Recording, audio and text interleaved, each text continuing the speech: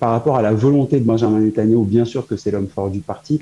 Même Yuli Edelstein a décidé de retirer sa candidature en comprenant que les membres du Likoud voulaient Benjamin Netanyahou à leur tête, maintenant plus que jamais auparavant.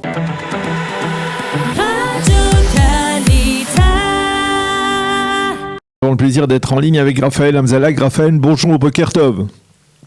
Bonjour Daniel, bonjour aux auditrices et aux auditeurs. Merci d'être avec nous ce matin. Alors on va essayer de commenter les derniers développements dans l'actualité politique. Le dernier développement d'hier soir, eh bien, c'est la création de ce parti esprit sioniste, Ruach Tzioni, qui a été créé, dont la création a été annoncée hier par Ayelet Shaked et par Yoaz Endler. Et la grande question que l'on se pose, donc de facto avec la disparition d'Yamina, disparaît le parti Yamina, qui est de facto, qui a été pendant un an le parti au pouvoir, eh bien disparaît de l'échiquier politique israélien pour ressurgir sous une autre forme avec Ruach et Tzioni. Est-ce que vous pensez, d'abord c'est la question que tout le monde se pose, est-ce que vous pensez que cette union entre Yoaz Endler et Ayelet Shaked peut permettre aux deux de passer le seuil d'éligibilité ? Pour l'instant, non. Pour l'instant, non. La raison, elle est simple. Ils n'offrent rien de nouveau. Ils se positionnent pour être les prochains faiseurs de roi. On rappelle que le système parlementaire exige une coalition pour pouvoir créer et nommer un Premier ministre. Et on rappelle qu'il y a une vraie bataille au centre, il y a une vraie bataille de ces partis qui seraient les faiseurs de roi. C'était le cas avec les partis orthodoxes pendant des années. Ensuite, c'est passé dans les différents partis qui étaient au centre-droite, centre-gauche de l'échiquier politique israélien. C'est clairement leur stratégie en disant on n'est pas anti-Bibi, on n'est pas non plus pour Bibi. C'est le seul parti qui le dit, qui n'est pas rentré, j'allais dire, dans cette dualité, dans cette polarité. Mais c'est trop faible aujourd'hui pour convaincre. Au dernier sondage, ils étaient à 1,6, peut-être ils vont monter autour de 2, et c'est en début de course. Non, au dernier sondage, c'était les sondages de Yamina. Numéro 3. Les derniers sondages, c'était les sondages de Yamina qui étaient vraiment effectivement bien en deçà du seuil d'éligibilité. Qu'est-ce qu'il faut à ce parti pour qu'il arrive justement à passer le seuil d'éligibilité ? Parce qu'on sait que la troisième place... J'entends Daniel d'amis qui font partie du bureau central du Beit Yehudi, parce qu'il faut savoir que ce parti n'est pas tout à fait défunt, il a gardé ses institutions, qu'il y a des discussions internes très intenses pour essayer de porter un de leurs représentants à la place numéro 3, justement, qui a été préservé dans l'accord signé entre la ministre Shaked et Yoaz Endel et le ministre Endel pour un futur représentant du sionisme religieux. Alors, est-ce qu'on y verrait Hagit Moshe ? Est-ce qu'on verrait les institutions du parti Beit Yehudi, de la maison juive, rejoindre ce parti de centre ? C'est une vraie question. Et est-ce que ça suffirait réellement pour les booster, pour les faire parvenir à leur fin, à leur volonté de passer le seuil d'éligibilité? Je ne sais pas encore, c'est trop tôt. Pourtant, vous dites qu'il n'y a pas de public aujourd'hui pour un parti comme celui-là, mais tout de même, il y a beaucoup de gens dans la droite israélienne aujourd'hui qui ne se reconnaissent plus tellement dans le Likoud version Netanyahou et qui ne veulent pas voter Ben Gvir ou Smotrich. Alors, il y a tout de même de la place au milieu. S'il y avait réellement beaucoup de place au milieu, il ferait un meilleur score. Il ne faut pas oublier que en prenant ces voix, parlons par exemple de Zeev Elkin qui est parti donc dans le centre-gauche en prenant avec Gideon Sa'ar la voix de Benny Gantz, il y a beaucoup de ces voix. Hili Trooper par exemple qui a une voix prépondérante dans ces partis-là, et Lazar Steren qui est à Yesh Atid. C'est-à-dire que vous avez déjà une frange de cette scène politique du sionisme religieux qui se retrouve au final au centre ou au centre-gauche. À l'époque, on avait Memad qui votait Parti travailliste, mais bon, aujourd'hui, le Parti travailliste est beaucoup trop à l'extrême gauche pour pouvoir permettre à aucun traditionnaliste de s'identifier à ses idées et à ses volontés. Par contre, et là c'est intéressant, vous avez raison sur le fait que plus ces élections sont scindées entre les pro-Bibi et les anti-Bibi, plus il y a ce besoin d'avoir un groupe au centre, d'avoir quelqu'un qui propose une alternative. Et c'est vrai qu'aujourd'hui, et d'ailleurs, Shaked l'a dit, nous on ne veut mettre d'anathème sur personne. Et en fait, ça va être sa stratégie. Encore, je reviens sur ma question, vous avez raison qu'il y a un public, mais est-ce que ça va suffire pour passer le seuil d'éligibilité ? Je pense que le mandat va être autour de 38 000 voix, on parle de plus de 120 000 voix à peu près, pour pouvoir être représenté à la Knesset, c'est beaucoup. Beaucoup plus peut-être, hein. Plus, il faudra au moins 4 députés, c'est-à-dire 4 fois 38 000 voix, donc beaucoup de voix pour rentrer à la Knesset. Est-ce que vous pensez que par exemple que le fait qu'Ayelet Shaked ait été identifié avec Yamina, et Yamina qui est un parti qui n'a pas tenu ses promesses électorales, ça risque de lui porter atteinte?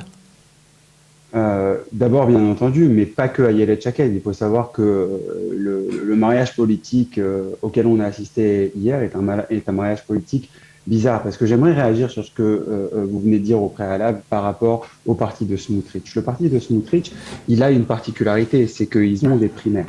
Et donc, vous parlez pour l'instant de Ben Gvir et Smotrich, mais il se peut qu'au lendemain de ces primaires, on se retrouve avec une liste du sionisme religieux qui soit beaucoup plus au centre, qui soit beaucoup moins extrémiste, qui laisse passer des gens qui ont soutenu, par exemple, le gouvernement Bennett, comme le frère du journaliste Amit Segal, comme Arnon Segal, par exemple, qui se présente dans ces primaires. Mais il n'est pas certain qu'il ait... leur candidature. Donc en fait, aujourd'hui, en décidant, à Ayelet Shaked qui a décidé de faire avec ce qu'il y avait sur la scène politique israélienne et de récupérer le duo Endel-Hauser, qui en est déjà à leur 5e parti politique sur la scène politique israélienne, elle a fait un choix qui était un choix de convenance, mais à mon avis, un choix qui va avoir du mal à convaincre. C'est pour ça que je vous dis, il faut qu'on attende leur numéro 3 d'un côté, et il faut surtout qu'on attende ce à quoi va ressembler la liste de Bezalel Smotrich, parce que ce qui est magnifique avec la démocratie interne, et c'est pour ça que je suis un grand fervent de la démocratie interne, c'est que vous êtes beaucoup moins engagé à prendre des acteurs qui ont déjà une posture politique, et donc, comme vous le dites, qui ont aussi toutes ces casseroles qui traînent derrière elles, notamment Ayelet Shaked avec cette image de Yemina qui n'a pas respecté ses promesses, mais aussi Endel et Hauser. Il ne faut pas oublier qu'Endel et Hauser, aux avant-dernières élections, ils ont bloqué tout gouvernement de Gantz avec les partis arabes israéliens, et puis au final ils sont retrouvés avec Raham dans la version Bennett Sahar Lieberman. Donc je pense vraiment que c'est un peu tôt pour tirer un trait sur les chances de Ayelet Shaked de passer le seuil d'éligibilité. Je pense qu'en prenant Hauser et Endel, elle prend un très mauvais départ. Justement, je voudrais qu'on s'arrête un peu sur la personnalité d'Ayelet Shaked. C'est quand même assez étonnant, cette figure dans la vie politique israélienne. Il y a un peu plus de 3 ans, c'est-à-dire avant la crise, Ayelet Shaked était considérée comme une première ministrable quasi évidente. Il aurait suffi peut-être qu'elle se retire au moment où le parti, le foyer juif, à l'époque, n'avait pas passé le seuil d'éligibilité. Elle se serait peut-être retirée de la vie politique pendant quelques années, et elle serait revenue probablement à la tête du Likoud sans aucun problème. Qu'est-ce qui motive ce genre de comportement, par exemple cette alliance qu'elle a toujours maintenue avec Naftali Bennett, qui aujourd'hui est en dehors de la vie politique israélienne? Alors, d'abord, j'ai moi-même écrit à l'époque que Shaked était, comme vous venez de le dire, avait le potentiel d'être l'héritière de Bibi, avait très bonne presse au Likoud. Elle avait le profil aussi pour pouvoir diriger le Likoud. Le problème, c'est que c'était le summum de sa carrière politique israélienne, et qu'ensuite elle a fait tous les mauvais choix possibles. Et le premier mauvais choix qu'elle a fait, c'est d'avoir suivi de façon trop rapide, j'allais dire, Bennett dans son aventure du Yamina Hadash. On se souvient, à 1400 voix près, 4 mandats de la droite ont été jetés à la poubelle, et au lieu d'être aujourd'hui dans la 4e année de ce gouvernement stable qui aurait été élu avec ces 1400 voix de plus, et sûrement Bennett, ministre de la Défense, et Shaked, ministre aussi quelque part, on se retrouve à l'aube des 5e élections. Oui, certains diront, Raphaël, que c'est à cause de Binyamin Netanyahou qui a ponctionné une partie des voix de ce parti. Non, mais ça vraiment, c'est aberrant. On ne peut vraiment pas accuser un opposant politique de vous prendre des voix. Ce serait comme accuser un attaquant au foot de mettre un but dans les goals qui sont ouverts. C'est le but d'un parti quand il se présente, c'est d'avoir un maximum de mandats. Donc, c'est pas la responsabilité de Benjamin Netanyahou. Quand vous vous présentez, il y avait le Beit Yehudi, encore une fois, la Maison Juive, qui était un parti, j'ai presque envie de dire, ancestral dans la politique israélienne. Hein. On se rappelle de Yosef Bourg, on se rappelle de Orlev, etc. Et puis arrive Naftali Bennett et dit et on sait qu'à l'époque, elle était contre. On le sait aujourd'hui qu'elle était contre, elle l'a dit, on va tout casser, on va casser les ponts avec, disait-il, les rabbins du sionisme religieux qui ne me laissent pas faire ce que j'ai envie de faire. Et puis au final, ce qu'il a fait, c'est une série d'échecs successifs, parce qu'il n'a eu aucun bon score sur les 5 mandats. Il n'a jamais passé les 10 mandats. Il a toujours été bien en deçà de ce pourquoi il se positionnait, pour au final finir avec le gouvernement qu'on a eu, dans lequel il a fait fi de toutes ses promesses. Donc je pense que vous me demandiez quelle est la raison de l'échec de Ayelet Shaked alors qu'elle avait un grand avenir politique. Je pense d'abord et avant tout, c'est son incapacité de dire non et son incapacité de se déconnecter de Bennett lorsque la folie des grandeurs de Bennett, qui n'est plus aujourd'hui un secret pour personne, a pris le dessus sur les intérêts qui étaient les intérêts idéologiques immédiats, cette volonté de se positionner sur des postes stratégiques comme le ministère de la Justice, comme le ministère de la Défense qui est responsable, vous le savez, de façon directe de la Judée-Samarie à cause du manque d'annexion ou à cause de la constitution actuelle en Israël. Donc on a vraiment, j'ai l'impression, une série de mauvaises décisions qui ont été prises par Shaked. Et pour ma part, sa décision de se joindre avec Endel et Hauser hier, c'est encore une de ces décisions. Alors encore une fois, on a 2 inconnues qui sont très intéressantes et on pourra en reparler lorsqu'on sera après. C'est quel va être le profil de la liste du sionisme religieux après les primaires. Et la deuxième inconnue, c'est qui vont-ils réussir à placer à la 3e place. Je vous rappelle qu'aux dernières élections, ils avaient été chercher Davidi, qui était maire de Sderot et qui est une figure très appréciée du sionisme religieux. Et il avait posé sa démission au lendemain des élections lorsqu'il avait compris la direction vers laquelle Bennett et Shaked portaient. Ok. Alors, on va parler un peu du Likoud parce que le Likoud s'approche des élections primaires le 10 août prochain. Ces élections, on a véritablement le sentiment que Benjamin Netanyahou, dans la conjoncture actuelle, qui reste, et il l'a prouvé même ces derniers jours, l'homme fort du parti, essaye de tracer une liste qui veut se démarquer, on va dire, d'une sorte d'aspect un peu populaire ou populiste, zol comme on dit en hébreu, c'est-à-dire qu'il ne fait pas, qui donne la part belle à des députés comme David Bitan ou comme Miri Regev, qui sont très bruyants et peut-être pas suffisamment clean dans différents plans. Benjamin Netanyahou veut présenter une liste qui soit beaucoup plus reluisante, beaucoup plus éclatante, beaucoup plus clean qu'elle ne l'est aujourd'hui. C'est cela l'enjeu pour l'ancien Premier ministre?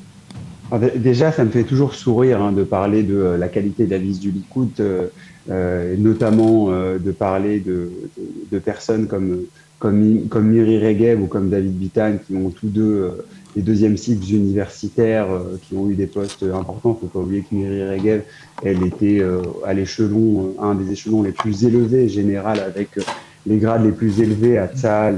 Juste au-dessus d'elle, on avait les Aloufim, et donc le chef d'état-major, les généraux et le chef d'état-major. Comme personnes qui ne sont pas reluisantes, on fait mieux. Mais ce qui est surtout exceptionnel, c'est qu'on ne va jamais entendre un journaliste nous poser de questions sur Idan Roll, qui était spécialisé comme étant mannequin de sous-vêtements masculins et qui se retrouve vice-ministre des Affaires étrangères à ne faire absolument rien de positif. De Yesh Atid. Oui, à Yesh Atid.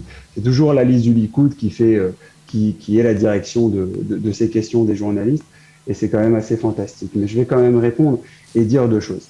La première chose, c'est qu'il y a plus de 100 000 personnes qui vont aller aux urnes pour voter, et ces 100 000 personnes-là, contrairement à ce qu'on raconte dans la presse, elles ont tous une idée sur quels sont le type de députés qu'ils veulent mettre en avant. Le deuxième point, c'est qu'on choisit, on va voter, on va signifier 11 noms. On va signifier 11 noms, c'est-à-dire que chaque personne qui va aller voter va avoir la possibilité de présenter une liste qui est une liste complexe. Alors je sais que c'est une notion qui est un peu bizarre, mais on a cette capacité de décider, par exemple, Alors David Bitan, là sur la dernière Knesset, vous m'accorderez, Daniel, qu'il a été très calme. C'est plutôt Doudi Amselem qui était bruyant. Oui. En plus, le pauvre, il a été malade du corona. Ça l'a mis un peu à HS pendant plusieurs mois.